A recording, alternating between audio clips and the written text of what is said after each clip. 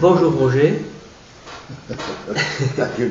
On va parler aujourd'hui des sources, les sources à Castets. Bon, alors la principale, c'est la fontaine Saint-Roch, dite fontaine vive. On l'appelait fontaine vive parce que le fond de l'eau, c'était un puits artésien, et le fond de l'eau était perpétuellement en mouvement. On a beaucoup parlé là-dessus. Ce qui faisait à peu près 2 mètres, 2 mètres, 3 mètres, 2 mètres 50, le faisait quand même. Je voulais faire comme mission. Je voulais faire dans les 2 mètres, 2 mètres, 2 mètres 50. Alors, et une profondeur comme ça, 50-60 cm, pas davantage. D'accord. Elle était utilisée naturellement par tous les jeunes de Castets, du quartier déjà. Non, c'est le quartier qui allait chercher le son quartier. Nom, c'est tout. Est-ce qu'elle avait des vertus, particulières? On lui prête toutes les vertus que l'on veut, mais moi j'ai jamais entendu dire que la fontaine Saint-Roch cherchait de l'eau pour soigner les... Est-ce que tu as vu des brosses disparaître? Jamais. Ça, c'est une légende.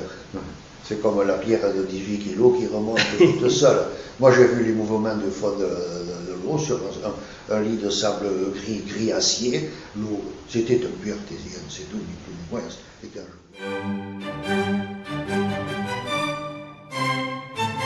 Alors, parle-moi un peu de cette petite chapelle. Elle était au pied, la fontaine était au pied de la chapelle. Cette chapelle existait, il y a resté encore il n'y a pas longtemps, ça j'en suis sûr. Et ça s'est trouvé que la cloche, évidemment, Sanctus Petrus ora pro nobis, Saint-Pierre. On pense que c'est Saint-Pierre, voilà. Ah, c'est sûr. Oui.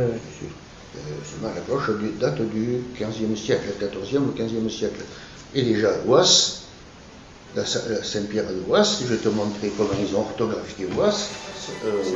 Alors, il nous reste maintenant à voir la fontaine Saint-Jean, que tu situes où? Eh bien, la Saint-Jean, c'est celle qui est en bas du garage. Des garages. Voilà. D'accord. Qui est sur la rive gauche du ruisseau Le Scourion. Tu es à peu près au pont de Mascari, un peu plus vers le Tuc des Bécus, à peu près par là. Au pied du Tuc. Au pied du Tuc. Oui.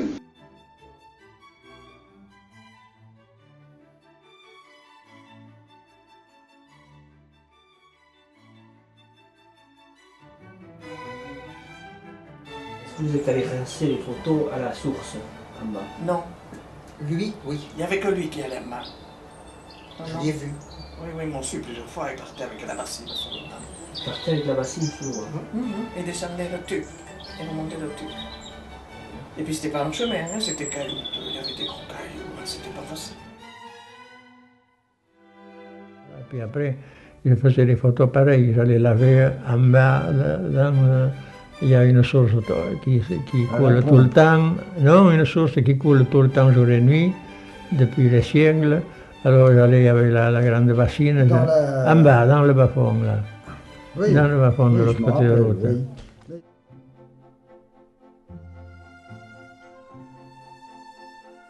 Tandis que celle-là, ça c'est celle des forges. Je reconnais très bien. Oui. C'est celle des forges, ça tu pouvais évaluer parce qu'il y avait le pichotte. Mais tiens, tu vois déjà le pichotte? Excusez-moi, mais... Hein? Alors, c'était de l'eau pour consommation, vous la buviez, naturellement. Oui. Ça, on n'en a pas parlé. Une eau très fraîche qui avait un petit goût spécial. Ferrugineux? Non, du tout, non, je ne me rappelle pas, je n'ai pas le souvenir d'une eau ferrugineuse. Non. Donc c'est une source assez profonde quand même, qui venait d'assez profond. C'est une artésienne, ça avait les mêmes caractéristiques que l'autre. Celle des forges. Elle est importante parce que... Non, pour remplir un broc d'eau, tu en avais quand même peut-être pour une minute. Je sais pas, une minute, ça fait du vin. Une bichotte de fontaine, ça c'était la fontaine qui alimentait à l'eau fraîche et à l'eau propre, à l'eau potable.